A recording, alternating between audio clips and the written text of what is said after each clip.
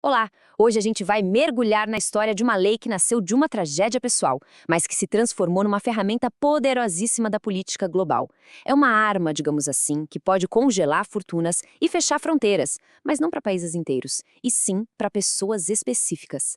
Essa é a história da Lei Magnitsky. Olha só, para a gente ter uma ideia do peso do que estamos falando, essa citação aqui é perfeita. Um advogado super renomado de direitos humanos disse que essa lei foi um dos mais importantes novos desenvolvimentos. E por quê? O motivo é bem direto, na verdade. A lei Magnitsky mudou completamente o jogo. O alvo das sanções deixou de ser um país inteiro e passou a ser a pessoa, o indivíduo que está lá tomando as decisões. Beleza, então nosso roteiro vai ser o seguinte. Primeiro, a gente vai entender o catalisador, né? A história humana que deu início a tudo isso. Depois, a gente vê a resposta. Como essa tragédia virou lei. Na sequência, a reação que isso causou, claro. E a evolução surpreendente dessa lei, que se tornou global. E para fechar, a gente entra na controvérsia, que é como uma ferramenta criada para fazer justiça pode acabar virando uma arma política. Então vamos lá, tudo isso começa com uma pessoa, um homem. Porque antes de Magnitsky ser o nome de uma lei, de um instrumento de política externa, era o sobrenome de um advogado. Um advogado que topou com um esquema de corrupção assim gigantesco. E ele tomou a decisão super corajosa de denunciar tudo. E por isso ele pagou o preço mais alto que existe. Essa linha do tempo aqui, ela mostra uma verdadeira espiral de injustiça. É impressionante. Em 2008, o Sergei Magnitsky, que era advogado tributarista, descobre essa fraude de 230 milhões de dólares. Mas aí acontece uma inversão, uma coisa completamente perversa. Os próprios criminosos que ele denunciou acusam ele do crime. Ele é preso. Na prisão, a saúde dele piora muito, nega um tratamento médico e, no fim, ele morre depois de ser espancado. Exatamente um ano depois de ter sido preso. Foi uma injustiça, assim, brutal e que não ficou esquecida. Só que a morte do Magnitsky não foi o fim da história. Pelo contrário, foi o estopim. Acendeu uma chama que deu origem a uma ideia, que era, na época, revolucionária. A ideia era: por que punir um país inteiro? Vamos mirar nos indivíduos, nas pessoas que são de fato responsáveis pelos abusos. E quem puxou essa frente, quem foi a grande força motriz por trás disso, foi o Bill Browder. Ele não era só um cliente do Magnitsky, entende? Ele era amigo. Então imagina, devastado, indignado, ele transformou essa dor toda numa campanha. Uma campanha incansável mesmo. Ele foi lá, bateu na porta dos políticos em Washington, contou e recontou a história do Magnitsky, tudo em busca de um novo tipo de justiça. E foi daí que nasceu a Lei Magnitsky original, em 2012.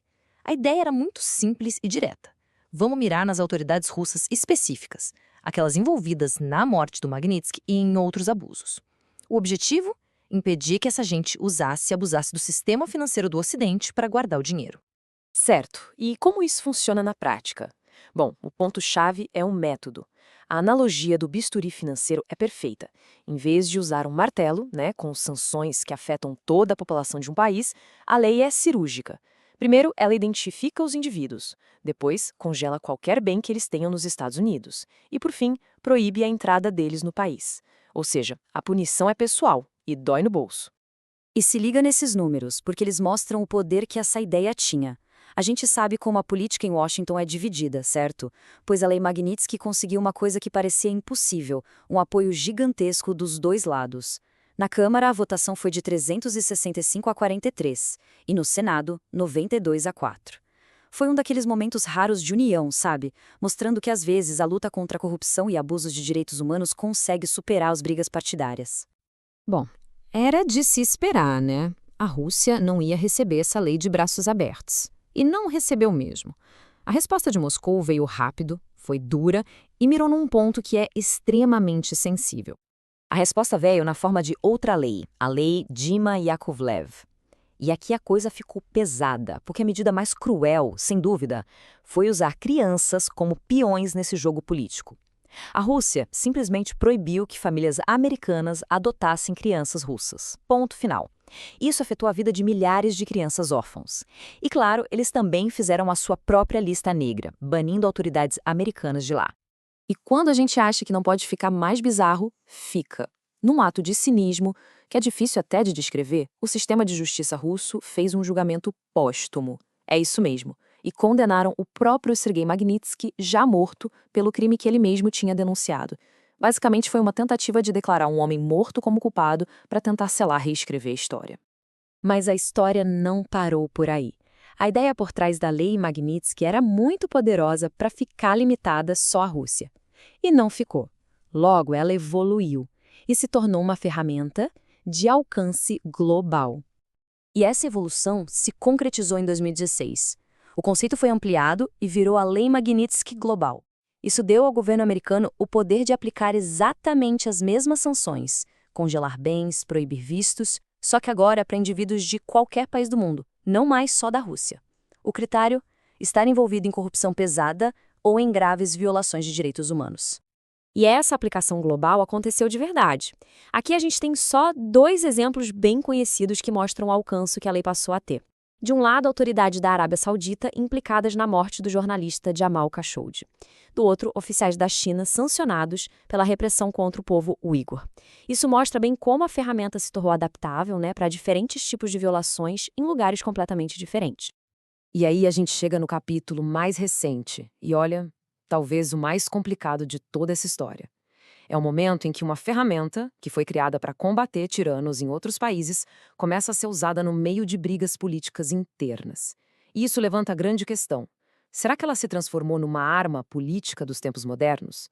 O que aconteceu foi o seguinte: em julho de 2025, o governo dos Estados Unidos usou a Lei Magnitsky para aplicar sanções contra um ministro do Supremo Tribunal Federal do Brasil, o Alexandre de Moraes.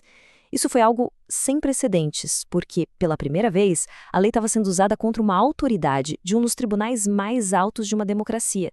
Isso levou toda a discussão sobre a lei para um campo totalmente novo e, claro, muito controverso, bem longe daqueles casos mais claros de ditaduras e autocracias. Para a gente entender o contexto, é preciso saber de onde partiu o pedido. As sanções foram solicitadas pelo deputado federal Eduardo Bolsonaro. Isso aconteceu num momento de embate político muito forte entre a família Bolsonaro e o poder judiciário no Brasil. E o objetivo, dito pelo próprio deputado, era causar a morte financeira do ministro. Esse termo, morte financeira, já dá uma ideia da intensidade dessa briga. E essa história ganhou mais uma camada de complexidade quando a Polícia Federal Brasileira entrou no caso. Uma investigação apontou que a motivação real por trás do pedido de sanções não teria sido a defesa de direitos humanos. A alegação era de que se tratava de uma tentativa de usar uma lei americana para interferir na justiça brasileira e, com isso, garantir impunidade para o ex-presidente Jair Bolsonaro. Isso acabou jogando uma luz sobre o risco dessa ferramenta ser usada para fins políticos internos, o que distorceria completamente a ideia original dela. E tudo isso nos traz a pergunta final. A Lei Magnitsky foi pensada, foi criada para punir os responsáveis por atrocidades, por corrupção pesada. Mas e quando ela entra no jogo da política doméstica? Quando vira uma arma em batalhas políticas internas? A questão que fica é, ela ainda serve ao seu propósito original, que é proteger os direitos humanos, ou ela acaba se transformando em outra coisa, completamente diferente? É uma reflexão importante para se fazer.